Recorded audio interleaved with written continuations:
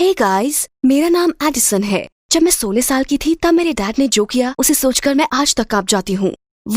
जब मैं 8 साल की थी तब मेरी मॉम मुझे छोड़कर चली गई। वो हमसे बहुत दूर रहती हैं और कभी कभार ही कॉल करती हैं।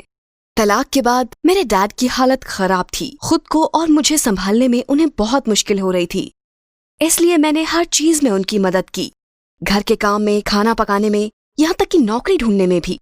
कुछ वक्त बाद वो ठीक होने लगे, उन्हें नौकरी मिल गई और वो खुश रहने लगे। हम दोनों बहुत खुश थे। जब मुझे मैथ समझने में मुश्किल होती वो मेरी मदद कर दिया करते और मैंने उनकी बाइक ठीक करने में भी उनकी मदद की। पर कुछ साल पहले उन्हें प्रमोशन मिला और फिर वो हुआ जिसके बारे में सोचा भी नहीं था। हम दोनों उनके प्रमोशन के लिए बहुत खुश थे, क्योंकि इसका मतलब था कि हम छुट्टी मनाने या शायद घूमने भी जा सकते हैं। पर हम ऐसा कुछ भी नहीं कर पाए, क्योंकि वो आ गई। एक शाम जब हम दोनों गैरेज में थे, उन्होंने बताया कि उनकी मुलाकात एक औरत से हुई है और वो उससे शादी करने की सोच रहे हैं। पहले तो मुझे यकीन नहीं हुआ। मुझे तो ये भी नहीं पता था कि उनकी कोई गर्लफ्रेंड है। पर मैंने तय किया कि मैं उनका साथ दूंगी। मुझे खुश होना चाहिए कि वो खुश हैं। फिर उन्होंने मुझे बताया कि वो हमारे साथ रहने आ रही हैं। मेरी सौतेली माँ आने वाली थी। अगर मुझे उस वक्त पता होता कि उनकी असलियत क्या है, शायद मैं तभी उन्हें रोक देती। पहले तो मैं बहुत घबराई हुई थी। उसके आने से मैं और डैड दूर तो नहीं हो जाएंगे, पर मेरे डैड उससे प्यार करते हैं तो वो इतनी बुरी भी नहीं हो सकती। पर फिर पता चला कि मेरे डैड की पसंद इतनी अच्छी नहीं थी। वो अपने बहुत सारे सामान के साथ हमारे घर आ गई।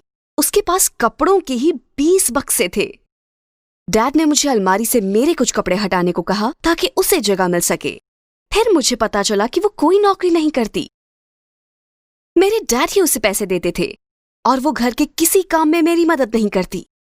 वो मुझसे कहती कि उसका कमरा बहुत गंदा है और मुझे उसे साफ करना चाहिए।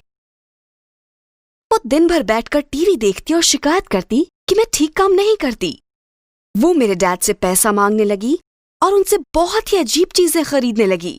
पहले उसने बहुत ही महंगा डॉग खरीदा। फिर एक हफ्ते बाद वो उससे बोर हो गई और मुझे उसकी देखभाल करने को बोला। फिर उसने डिजाइनर ड्रेसेस खरीदी जो उसने कभी नहीं पहनी। हालात बिगड़ते जा रहे थे। जब हम दोनों घर पर अकेले होते, वो हर वक्त मेरे पीछे पड़ी रहती। वो कहती कि मैं 16 की हूँ और स्कूल के बाद टाइम पास करने के बजाय मुझे कोई नौकरी कर लेनी चाहिए। मुझसे और सहन नहीं हुआ और मैंने डैड से बात करने का फैसला किया। और फिर वो खराब शाम आई। मेरे डैड घर आए। हम डिनर कर रहे थे जो मैंने बनाया था, और हमेशा की तरह वो कह रही थी कि खाना ठंडा है और उसका स्वाद भी अच्छा नहीं है। मैं उससे कुछ कहने ही वाली थी कि तभी उसने एक बहुत ही अजीब सी बात कही। उसने कहा, जॉन, तुम्हें नहीं लगता कि ये घर हमारे लिए बहुत छोटा है? मुझे लगता है हमें बड़ा घर ले लेना चाहिए। मैंने सुना है सैली उसका घर बेच रही है, वो परफेक्ट होगा। मेरे डैड ने ठंडी सांस लेते हुए कहा कि उनके पास उतने पैसे नहीं हैं, और फिर उसने डैड से कहा कि उन्हें मेरे कॉलेज का पैसा उसके नए घर में लगा देना चाहिए। जाहिर है मेरे डैड ने उससे कहा कि ऐसा कुछ नहीं होगा, पर वो उसके लिए भी तैयार थी और उसने हमें एक और शौक दिया। उसने खुश होकर कहा वो प्रेग्नेंट है।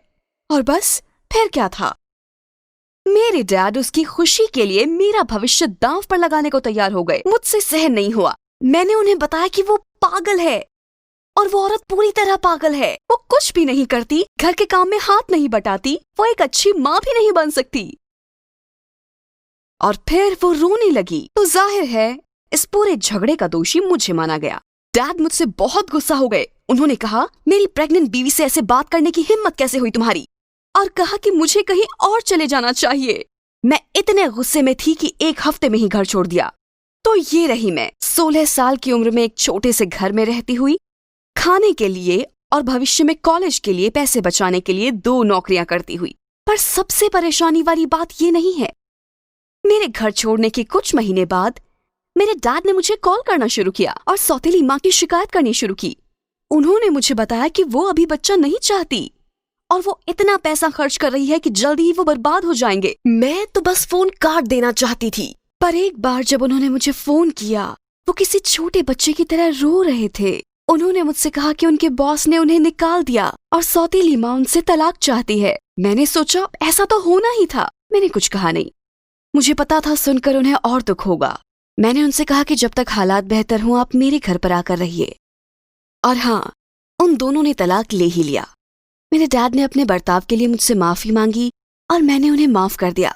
पता नहीं हम दोनों का रिश्ता पहले जैसा होगा कि नहीं, पर हम कोशिश पूरी करेंगे। इस सारी गड़बड़ से एक चीज तो मैंने सीख ली, वो ये कि वही आपसे असली प्यार करते हैं जो बुरे वक्त में आपका साथ निभाते हैं। परिवार ऐसा ही होता है। हालांकि उन्होंने मुझे बहुत दुख दिया, पर मैं उन्हें प्यार करती रहूंगी और अपने उस छोटे भाई को भी बहुत प्यार करूंगी जो बहुत जल्दी इस दुनिया में आने वाला है। क्या आपको ये कहानी पसंद आई? और हाँ, हमारे चैनल को लाइक करना, उस पर कमेंट करना या उसे सब्सक्राइब करना मत भूलिए, क्योंकि हम हर हफ्ते नए वीडियोस पोस्ट करेंगे।